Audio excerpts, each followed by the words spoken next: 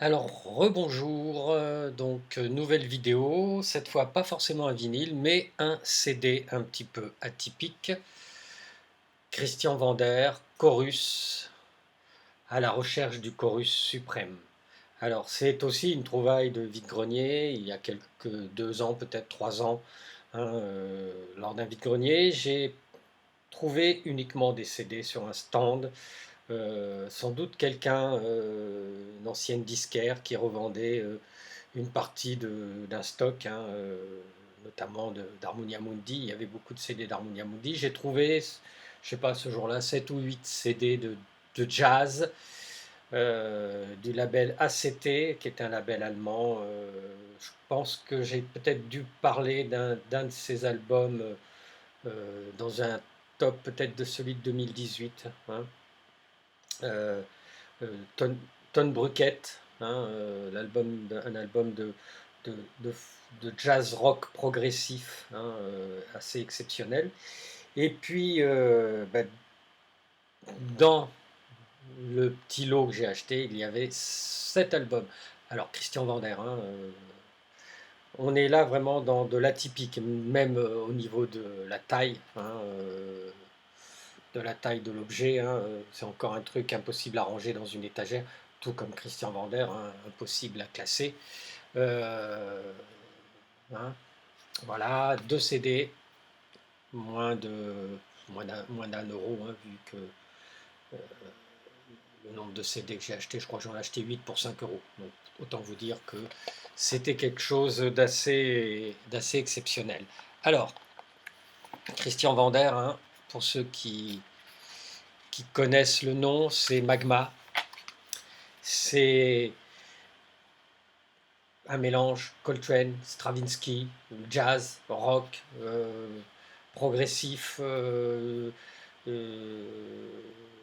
illumination, hein, euh, un nombre incalculable de musiciens de très très grand talent sont passés par Magma, qui tourne toujours. Apparemment, si je me souviens bien, il y a un album qui est sorti fin 2019, que je n'ai pas encore, mais que je ne désespère pas de prendre le temps d'acheter un jour ou l'autre. Euh, et là, c'était quelque chose d'un petit peu un ovni, ou un omni, un objet musical non identifié. Enfin, si, c'est assez identifié. Alors, Christian Vander, c'est quand même, à mon sens, un des plus grands créateurs de musique improvisée en France. Euh, c'est effectivement du jazz rock, ce qu'on pourrait appeler du jazz rock progressif.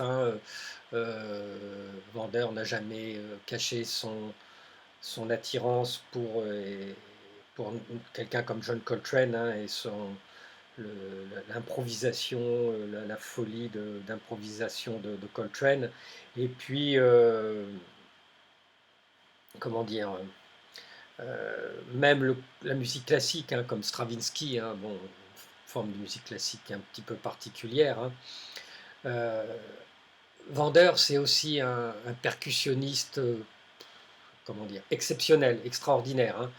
C'est un compositeur, mais c'est aussi c'est un artiste, je pense qu'on peut à la fois exigeant et à la fois intègre. On pourrait même le qualifier parfois d'intégriste. Magma, moi certaines personnes me disent oui, mais c'est un petit peu une secte, et puis il chante dans un drôle de langage. Bon, je pense il y a l'apparence et la réalité. C'est pas une secte, c'est un langage musical, c'est un langage particulier qu'il faut arriver à, à appréhender, mais quand on fouille un peu, c'est d'une richesse et d'une complexité absolument exceptionnelle. Alors, ce double album, ce double CD, ce sont oui, des solos de batterie. Mais bon, on n'est pas dans le solo de batterie démonstratif du batteur de rock qui va faire ça pendant 20 minutes, un quart d'heure, pendant que les musiciens, le guitariste et le chanteur se reposent, hein. Il y a derrière tout ça une la recherche assez obsessionnelle de, de- de- de- d'une sonorité, de rythme. Euh, alors effectivement, quand on écoute ça, c'est totalement hallucinant, hein. Il y a une forme d'hypnose aussi, hein, quand on écoute ça. Euh, on n'est pas loin de la transe, hein, un petit peu. On n'est pas loin du trip, trip assez violent, hein.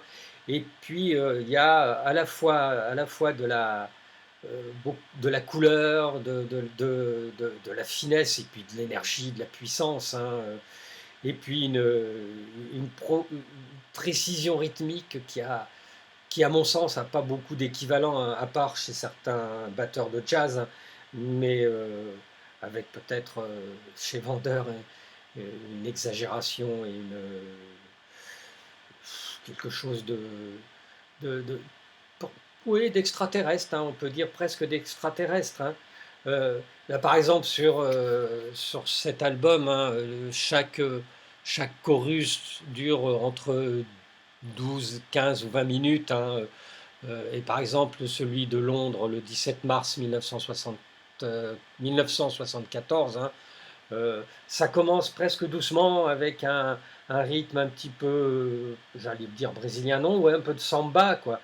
Et puis ça devient complètement frénétique, avec des roulements de tomes, une grosse caisse, avec une vitesse totalement supersonique. Et puis en même temps, il y a un rythme avec la cymbale qui est constant. Voilà. On se demande comment il peut faire ça avec seulement deux mains. Euh, et puis, alors c'est entièrement instrumental, hein. Et à la fin, et il arrive un moment où toute cette énergie, ben, on entend la voix de Christian Vander qui explose, qui, qui finit par, comme dans un espèce de râle et d'explosion, parce que ben, toute cette montée en puissance finit par de toute façon exploser, hein. Euh, c'est vraiment, alors on va être honnête, hein, il faut avoir le cœur bien accroché pour écouter ça. Ça ça peut, ça peut paraître indigeste, hein. Enfin, moi personnellement, je pourrais écouter l'album en entier, les deux albums en entier sans aucun problème, hein.